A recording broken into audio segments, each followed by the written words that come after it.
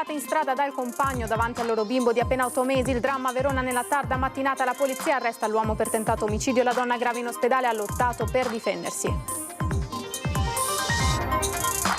Tragedia della strada a Portogruaro, 81enne di Teglio Veneto in bicicletta travolta e trascinata per metri da un mezzo pesante che non si è fermato a soccorrerla, a caccia al pirata.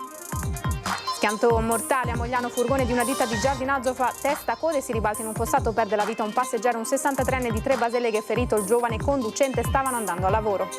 Assaltavano le sale slot armati di picconi, pali e forche, terrorizzando dipendenti e clienti arrestati dai carabinieri 3 banditi rumeni. Gli ultimi colpi a Silea nell'Udinese, a incastrargli il colore fluorescente delle scarpe e l'auto utilizzata. Tra giovedì e domenica una serie di rivolte nel carcere di Belluno con un gruppo di detenuti che hanno appiccato fuochi e danneggiato la struttura per migliaia di euro. Un agente è ferito, l'attacco dei sindacati. 75enne di Padova muore e lascia in eredità il suo intero patrimonio, una bimba orfana. Da piccola la donna era stata abbandonata. Esce con la barca in mare al largo di Jesolo e avvista una coppia di delfini giocare tra le onde. Virale il video sui social di un residente di Ceggia.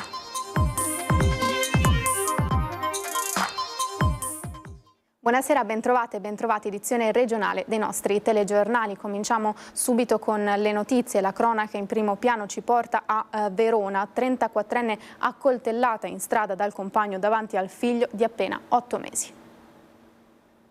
Prima le urla, poi le coltellate, la lotta disperata della donna e il marciapiede sotto l'abitazione di via Montorio che si macchia di pozze di sangue. A terra una mamma di 34 anni, accanto nel passeggino il figlio di appena 8 mesi. A poca distanza, ancora con la lama in mano, il compagno 29enne della donna. È un passante sconvolto a dare l'allarme alla polizia. Sono le 11:30 in Borgo Venezia, a Verona. Venite, hanno appena accoltellato una donna in strada e c'è anche un bambino. Volanti e SUEM arrivano in fretta lungo la via davanti all'edificio dove vive la famiglia africana originaria del Benin. La 34enne respira ma è molto grave, ha subito più di un fendente, soprattutto alla schiena. I sanitari la medicano sul posto e la portano d'urgenza in ospedale a Borgo Trento in condizioni critiche, mentre il piccolo di 8 mesi, fortunatamente illeso, viene affidato ai servizi sociali. Intanto gli agenti bloccano il compagno rimasto sul luogo dell'aggressione, a sua volta ferito alla mano. Durante l'attacco, la donna, nel tentativo disperato di difendersi, è riuscita per un attimo a sfilare il coltello all'uomo colpendolo tra le dita prima di soccombere. Cosa abbia scatenato la violenza cieca è da accertare. Il 29enne, arrestato per tentato omicidio, è rimasto muto per ore in questura. Fortunatamente la donna, pur grave in stato di shock, non sarebbe in pericolo di vita, ma solo quando si riprenderà potrà raccontare i terribili istanti precedenti a quello che poteva trasformarsi nell'ennesimo femminicidio in un Veneto che ha pagato un tributo già altissimo su questo fronte. La notizia che giunge da Verona riapre interrogativi sociali e situazioni già provate in moltissimi altri casi, è il commento del presidente della regione, Luca Zaia. Interrogativi che continueremo a vivere finché non si sarà realmente affermata la cultura del rispetto e con essa la fine di ogni mentalità che spinge certi uomini all'aggressione contro le donne.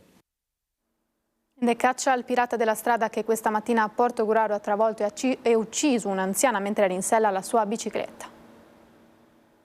In Veneto, in tutto il Friuli, e caccia al pirata della strada che alle 7 del mattino a Portogruaro ha travolto e ucciso Natalia Cristante, 81 anni, nata a Cordovado in Friuli ma residente a Teglio Veneto, mentre in sella alla sua bicicletta stava percorrendo la provinciale 93 in via Udine, località Portovecchio, direzione Portogruaro. Ad avvistare il suo corpo riverso a terra a bordo strada, ormai privo di vita, mentre le auto sfrecciavano a tutta velocità all'altezza dello svincolo per la ferrata, un automobilista in transito che ha subito chiamato i soccorsi. Erano le 7:10. Immediato il tam tam della notizia diffusasi prima a Teglio Veneto, dove l'anziana era molto conosciuta anche per un passato come volontaria in aiuto dei bisognosi, e poi a Cordovado, dove vive tuttora la sorella, come riferisce il primo cittadino di Teglio Veneto. La popolazione è tutta quanta sconcertata per quanto accaduto. La persona appunto è una persona che viveva sola, però era in salute perché appunto circolava sempre in bicicletta. Una morte atroce questa di Natalia, a testimoniarle i segni gialli sull'asfalto dei carabinieri di Portogruaro incaricati delle indagini, segni che evidenzierebbero più ipotesi all'origine della tragedia. la più accreditata al momento, quella secondo cui l'anziana parrebbe essere stata trascinata, poi travolta per circa una decina di metri dal mezzo che l'avrebbe originariamente arpionata ad un piede. Si ipotizza durante una fase di sorpasso di un furgone, se non di un tir. Disposta ora dalla procura l'autopsia, in attesa i carabinieri stanno cercando di dare un nome e un cognome al pirata che, oltre al reato di omicidio stradale, dovrà anche rispondere di omissione di soccorso. L'appello del sindaco Cicuto al pirata della strada affinché si costituisca. Capire chi è stato, che magari chi è stato autonomamente si mette in mano, insomma, vada a sentire le forze dell'ordine. Ennesimo incidente mortale sulle strade della Marca, a perdere la vita un uomo di 63 anni residente a Trebasele che stava andando al lavoro con il collega di Vigonza, non avrebbe allacciato le cinture. La traiettoria come impazzita, il testacoda, poi lo schianto nel fossato e nel muretto all'autostrada, forse è stato l'asfalto bagnato dopo le piogge della notte, una delle cause che ha portato questo furgoncino a sbandare di prima mattina, poco dopo le 7, sulla strada che da Mogliano porta a Peseggia, tra via Roma e via San Gottardo. A bordo 2 uomini, operai di una ditta di giardinaggio diretti al lavoro, alla guida un 21enne padovano residente a Vigonza, a lato passeggero un 63enne di origini marocchine di Trebaseleghe, Boutara El Medi, il suo nome. È quest'ultimo che probabilmente non aveva allacciato le cinture di sicurezza ad avere la peggio e sbattere con violenza la testa contro il parabrezza. Per lui non c'è niente da fare, muore praticamente sul colpo e a nulla valgono i tentativi di soccorso del suo M118. Fuori pericolo, seppure ferito il conducente, che viene portato al cafoncello. Sul posto anche i vigili del fuoco che aiutano a estrarre i corpi dalle lamiere. L'area, particolarmente trafficata e fuori dal centro, a stupire i residenti che popolano la vicina pista ciclabile, la posizione del mezzo. Nella realtà il mezzo è messo con un senso di marcia contromano, quindi questo fa pensare che per arrivare a quel punto ci sia stata la necessità di fare delle manovre e che poi siano risolte in un incidente abbastanza grave. La mia ipotesi poteva essere anche che, venendo da quella direzione in mano, quindi sulla sua destra, se qualche mezzo avesse superato in curva per esempio la Mezzaria, per paura di scontrarsi frontalmente abbia poi tentato di scansare l'incidente uscendo di carreggiate di qua. Per il momento i carabinieri escludono però il coinvolgimento di terzi o l'attraversamento della strada da parte di qualche animale. Molto più facile la distrazione associata proprio allo stato della strada dopo la pioggia della notte. Anche per questo potrebbe essere aperto un fascicolo per omicidio stradale a carico del guidatore, ma sarà la procura a fare le proprie valutazioni, così come potrebbero esserci anche accertamenti sul fronte della sicurezza sul lavoro. Attimi di paura oggi in centro a Padova, in via Barbarigo, a 2 passi dal Duomo, dove una turista ha perso il controllo dell'auto che guidava ed è finita contro la vetrina di un laboratorio di restauro sfondandola. Paura tra i passanti, ma per fortuna nessun ferito. Sul posto i vigili del fuoco e la polizia locale per i rilievi e il ripristino della circolazione interrotta per circa un'ora. E dopo Riese e Casale la volta di Treviso, denunciati sindaco, assessore, comandante della polizia locale e prefetto per l'uso di autovelox non omologati nel mirino, in particolare quelli lungo la tangenziale. Lina Paronetto.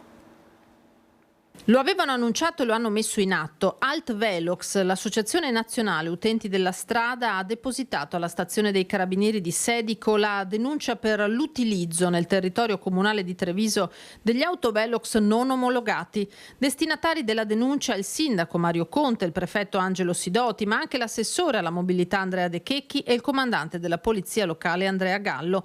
Rifiuto d'atti d'ufficio, frode processuale, falsità materiale e ideologica e truffa, i reati ipotizzati nella querela materialmente presentata dal presidente di Altvelox Gian Antonio Sottile Cervini. Per Conte e Sidoti anche la denuncia per diffamazione nei confronti dell'associazione. Dopo Riese e Casale sul Sile è dunque la volta del capoluogo, con il sindaco che replica: sono fiero di questa denuncia ricevuta perché per me significa stare dalla parte della civiltà e della sicurezza. D'altro canto lui e il prefetto sulla questione erano già stati chiari. Non ho nessun problema di andarmi a giustificare eventualmente davanti a un giudice. Ognuno risponde anche alla propria coscienza. Io con la mia coscienza faccio i conti tutti i giorni e non mi trovo in deficit. Sicuri di aver agito nel giusto, malgrado il cortocircuito burocratico dei velox autorizzati ma non omologati, che dovrebbe essere risolto, dicono, entro l'estate. I trevigiani dal canto loro non giudicano ma condividono l'obiettivo delle denunce. Alla vicenda bisogna andare fino in fondo. Giusto fare chiarezza e denunciare sì. Secondo me sì. Dopo se denunciare tutti quanti non lo so, però fare chiarezza sì.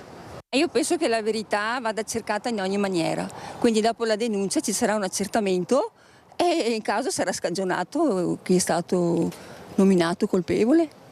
Potrebbe aiutare a fare chiarezza se nella misura in cui appunto ci fosse qualche violazione.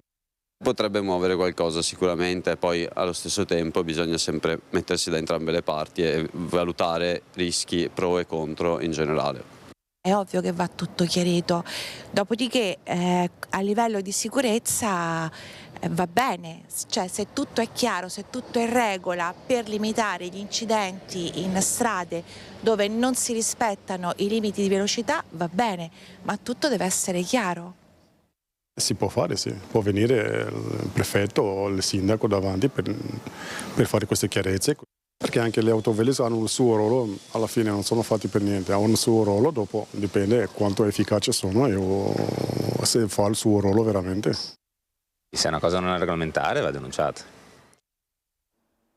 Con l'allargarsi dell'inchiesta che interessa l'amministrazione veneziana si allarga anche la richiesta di dimissioni dei suoi vertici. Sottolineando i problemi della residenzialità pubblica in città, la Consulta Civica ha chiesto un passo indietro alla direttrice generale di Insula.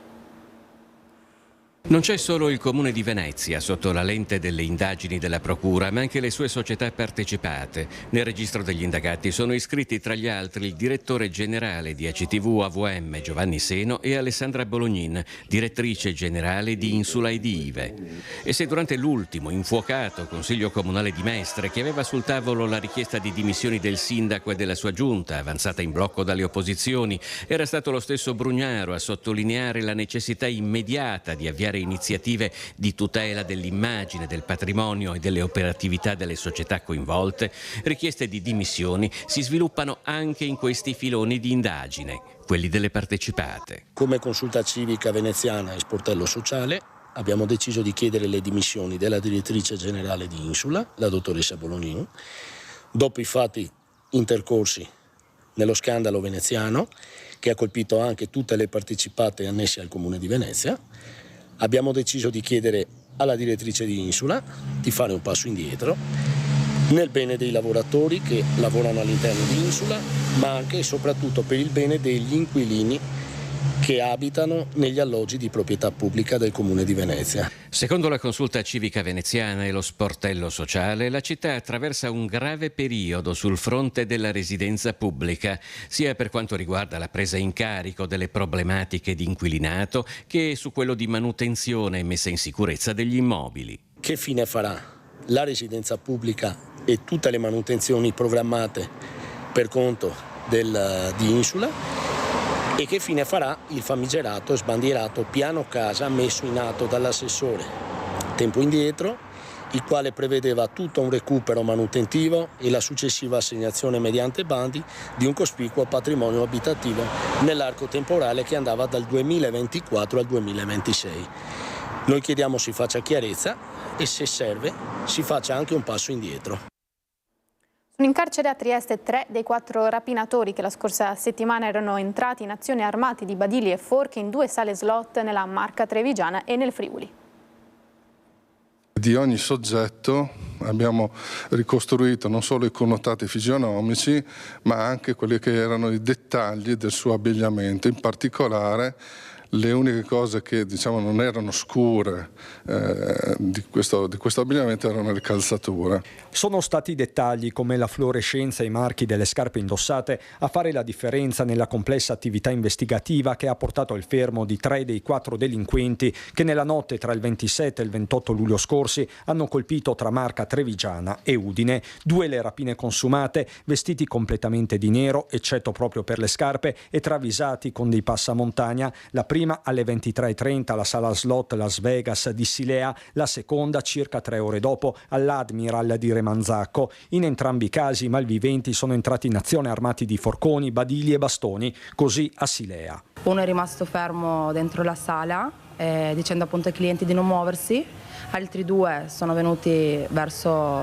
l'ufficio dove appunto ci sono le casse, minacciando i clienti che erano qua del banco del bar sempre di non muoversi. Una vera e propria scorribanda, quella del comando, a bordo di un Audi Avant colore argento che non è passata inosservata. È stata fatta un'analisi, vorrei dire, certosina di tutte le immagini degli impianti di videosorveglianza che siamo riusciti a recuperare. Occhi elettronici che hanno permesso di stabilire la traiettoria della fuga, compreso il mancato pagamento dei pedaggi in A4, diversi gli stratagemmi usati prima e dopo i colpi. Hanno rubato le targhe sia in occasione del primo assalto, le targhe erano state rubate a Roncade, che in occasione della seconda rapina le targhe erano state rubate a Pradamano, in provincia di Udine. L'epilogo il 31 luglio, quando l'auto viene fermata dalla polizia per un controllo di routine ad Aurisina, vicino Trieste. È qui che l'incrocio delle informazioni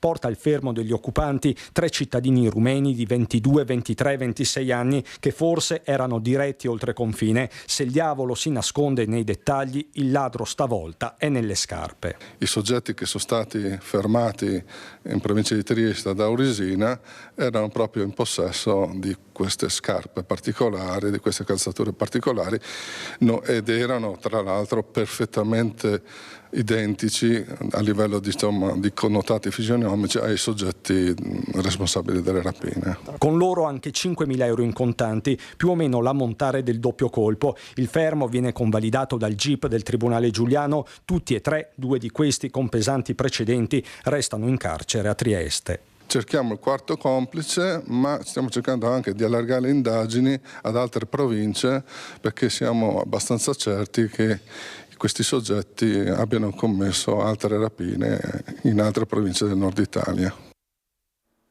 Violenza in spiaggia a Gallipoli, 2 padovani feriti, 7 denunce.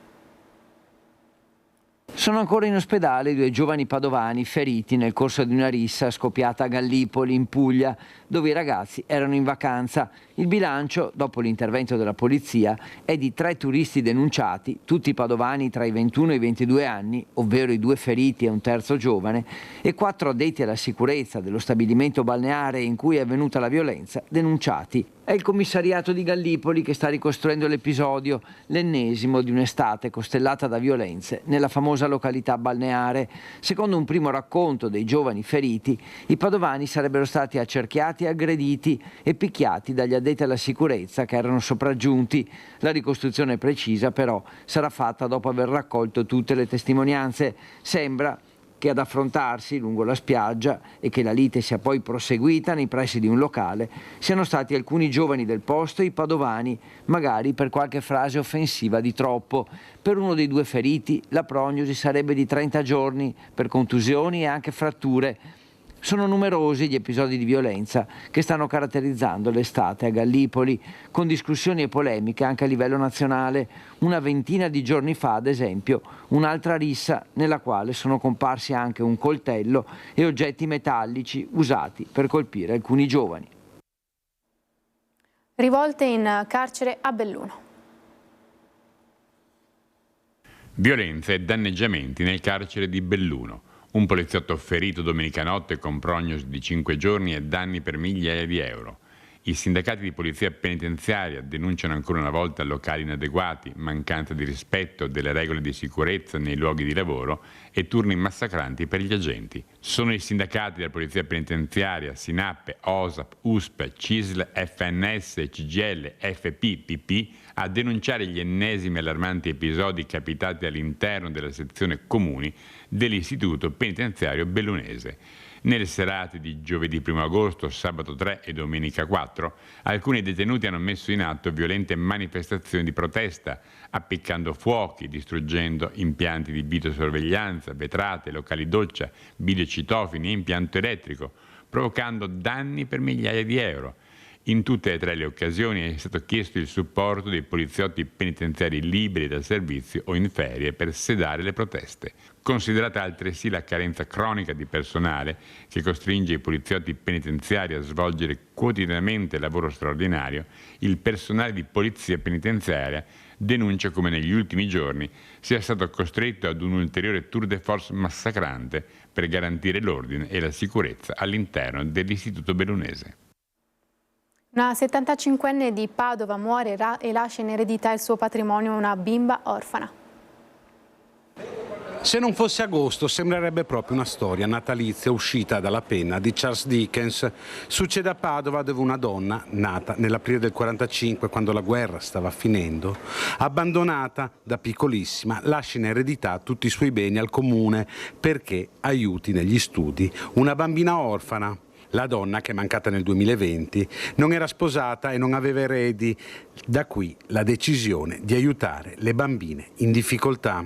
Ecco allora che decide, con un gesto di grande affetto, solidarietà e appunto speranza, di lasciare l'eredità alle bambine in difficoltà della Padova di oggi, come a testimoniare non soltanto che non devono perdersi d'animo, ci sarà sempre qualcuno che penserà a loro, ma anche a voler in questo senso lasciare un'eredità spirituale. Quindi io ce l'ho fatta, voi ce la farete.